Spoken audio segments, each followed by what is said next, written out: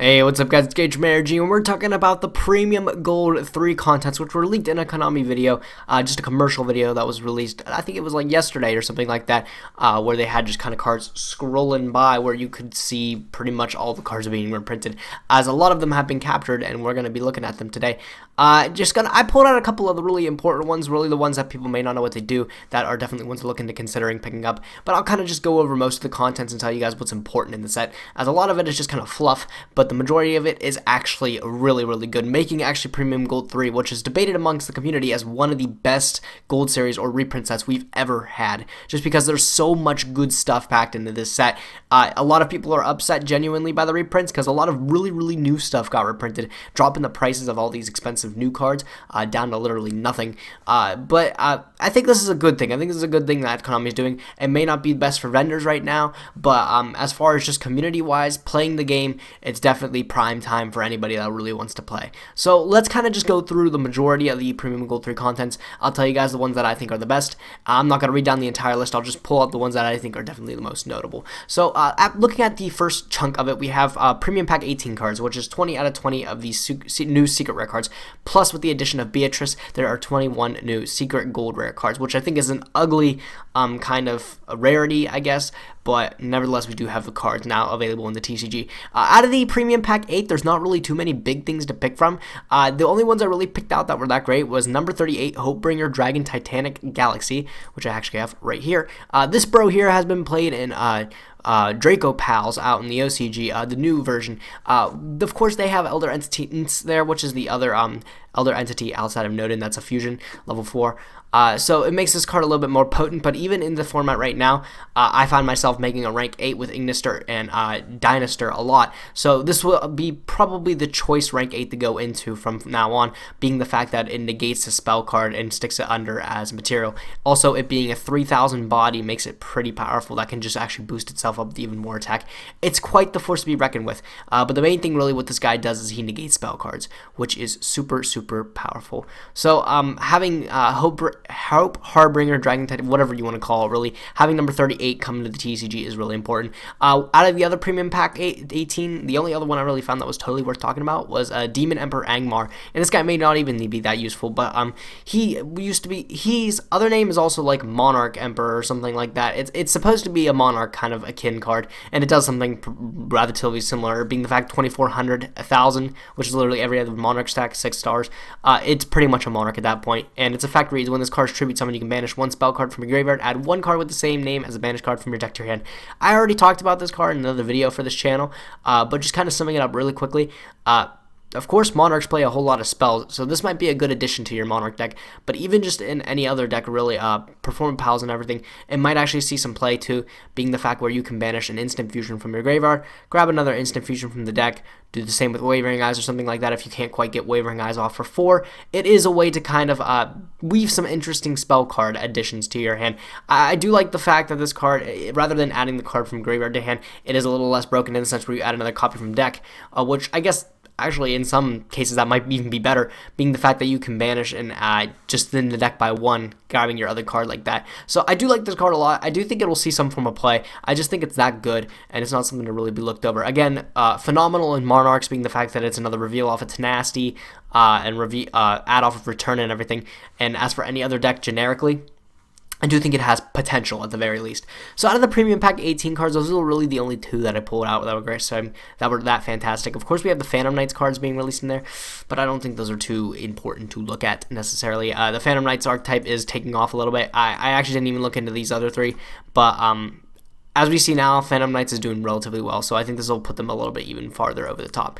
But other than that, I feel like everything else isn't really worth talking about. Junk Karibo and Stardust Charge Warrior, not really too great. So moving on to the other reprints, we have all the Burning Abyss cards, not necessarily all of them, 15 out of 19 of them, plus the addition of Beatrice being printed.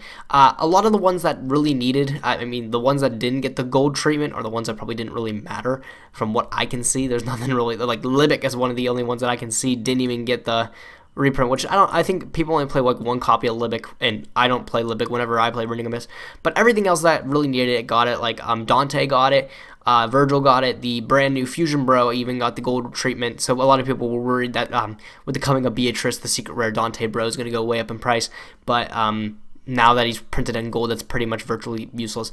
I'm really excited for Farfa getting the gold treatment, as that's my favorite card in the entire archetype. That's going to be really interesting to see how that turns out. And of course, Seer and everything, the ones that didn't get the hollow treatment in Astral Pack are now getting the gold treatment in the gold series. So it'll make Burning Abyss already a budget deck, really, a little bit more budget to get even, and also something really interesting to look at if you want to kind of deck it out in hollows. Even though gold rare is pretty ugly, it is something you can make all shiny now, I think. So looking at Burning Abyss, if you don't have your ultimate rare tour guides right now, I'm really sorry, because those things went up, like, I think they doubled in price in like a day, and I think they're sticking around there for a while. So good luck to you there. But Burning Abyss cards, definitely really good. Having Beatrice, this lady here, coming to the TCG is going to be rather interesting. I'm still kind of debating whether or not it's going to make it 100% meta. I think it's going to be top tier. I think somebody's going to find a way to make it work. So I'm really excited to see how that works out. I already have my Dantes and my tour guide lined up, so I'm ready to get to test him with this bro here. So let's see how that works out. Moving on, we have the Cosmo cards. Every single Cosmo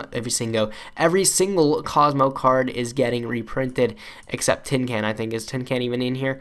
I don't think so. But we have Dark Destroyer, Dogfighter, Farm Girl, Forerunner, Good Witch, Light Sword, Slip Rider, Strawman, Town, and Wicked Witch. So yeah, Tin Can's not in there. So really, the only one you are going to have to pick up for the deck is Tin Can. Everything else is just getting the gold treatment. Farm Girl, Dark Destroyer included. Like, I don't really know what to say to that. I'm kind of surprised that Light Sword got the reprint over that of the better card like Tin Can. I don't know. Maybe it's because Tin Can's brand new, but I mean, they hit Dark Destroyer in the thing here, which that's pretty new too. A lot of people are upset by this, but hey, it is what it is. And I mean, having everything else in gold rare isn't that bad. It made Cosmo a budget deck, which outside of Dark Destroyer, the deck was pretty expensive.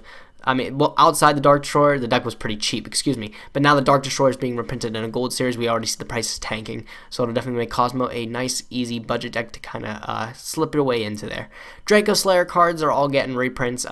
Ignister, Luster, Magister, Vector, and of course Draco Face-Off, which is the one I'm personally excited about, because having a common Draco Face-Off is not really sexy. But everything else, I mean, Luster already tanked due to the fact that it went to 1, so it wasn't worth much. This is going to help the Vector Pendulum, though, as Vector Pendulum has always been a pretty expensive super rare, as it is so integral to the deck that, I mean, it's kind of important to go into. So having that reprinted in a gold series to make it more accessible is a little interesting. And of course, Ignister and Magister, already not really expensive cards, tanking after, of course, the hit with Luster in the emergency ban list. But nevertheless, having them in gold series, making them a little bit more accessible to players is alright. I'm okay with that. Trap hole cards, really the only important ones are Time Space and Treacherous. Treacherous, of course, seeing a lot of play, as well as Time Space with Rafflesia. So those are good to have in gold rare. And then, of course, the Mirror Forces, one of the only important ones is Storming Mirror Force. We've seen all the other like elemental Mirror Forces be released, but Storming Mirror Force is the one that's had the most success. And even just falling off the radar now, though, it is something that would be worth looking into picking up, because it is in gold series. It'll be a little bit cheaper, and it is probably the Mirror Force that will have the most potential in the future, if you want to pick that up. Random secret rares that are being reprinted, we have Ghost Ogre and Galaxy Cyclone, two very expensive cards that never got a reprint, and now they have one. Ghost Ogre, of course, not seeing too much play, but may in the future, as it's always just got that hand trap syndrome. As you've seen with cards like Effect Veil or Maxi, they all have their times when they're most applicable, but they're always safe investments to pick up.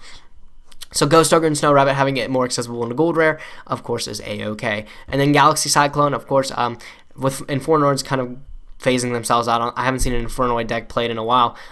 This card is kind of fallen off the map a little bit. But again, it's another really powerful card that with Twin Twister and everything released, we don't know when this card will ever resurface as being good again, but it is something to look into when we get another graveyard-based deck or milling-based deck. So Galaxy Cyclone, really good to have the reprint. Clash of Rebellion secret rare cards. Mistaken Arrest, Red Eyes, Flare Metal Dragon, and Archfiend Eccentric. All these cards haven't been that relevant. Not even Archfiend Eccentric. As much as I love that card, it hasn't really gotten too much play. So having it reprinted just makes it even cheaper, more accessible to the players. But Mistaken Arrest and Red Eyes, Flare Metal, I haven't seen them played. So, I mean, it's pretty interesting that we're getting them, and it's good. I mean, they've always been, I guess, kind of floating around $20 range. Archfiend Eccentric's been a little bit more. I think it's been floating around 40 until the reprints got announced here. Now they're like 30s. So, having those random secret rares kind of reprinted is nice. As for the other reprints, there's a whole bunch of them that really don't matter, but the more important ones that I pulled out was the fact that we got BTS Breakthrough Skill being reprinted, Emergency Teleport, another reprint. Even this card's been sitting around it's been expensive, even though it's been like reprinted in the past like 4 sets, I want to say. It feels like that way, but having the card reprinted a lot and then finally getting it again, I think this is going to finally make the card really accessible, really cheap. And then we have a card, Daigusto Emerald and Constellar Potomli M7. Those are both really important ones. Of course, we can't forget Dvorak as well as Giant Hand being released. Those are probably going to be the big ticket cards you're looking at. Some other ones that just I think are pretty interesting to look at is the Monarch Stormforth finally having it in a hollow form as the Astral Pack kind of gypped people, Maxi, and as well as Reasoning having it in finally hollow as well. Outside of that, I think all the other ones are pretty okay. I mean, Evil Swarm Ouroboros is okay, and the Constellar Pleiades is okay, but those cards weren't really expensive before. But as for Premium Gold 3 as a whole, this set is awesome. Like, I'm just excited to see. It affects the market already. Like, the market is so volatile at the moment. It's really hard to invest.